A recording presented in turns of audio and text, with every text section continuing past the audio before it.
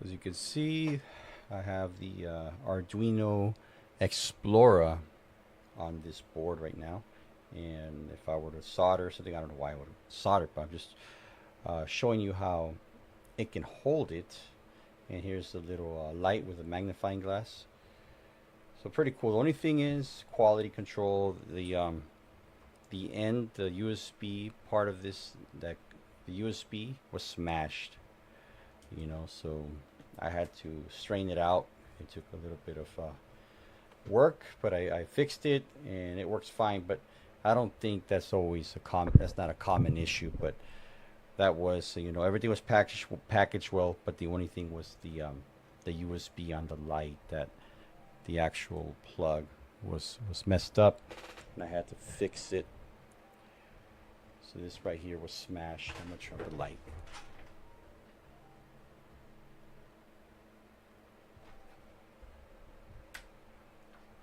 So this was smashed right here. Zoom in. See if I can get this thing to focus. Probably not. Probably not. Yeah. I had to strain it out, and I did. So it works now. If you're buying one of these, then more than likely you have some kind of electronic experience or something like that you can fix. I mean, I got this thing for $49 plus tax. So I can't complain. I'm satisfied. Thank you, Vivor, for the good quality, for the good product. I'm really excited. You know, I'm using this for many things for many years to come. All right, bye.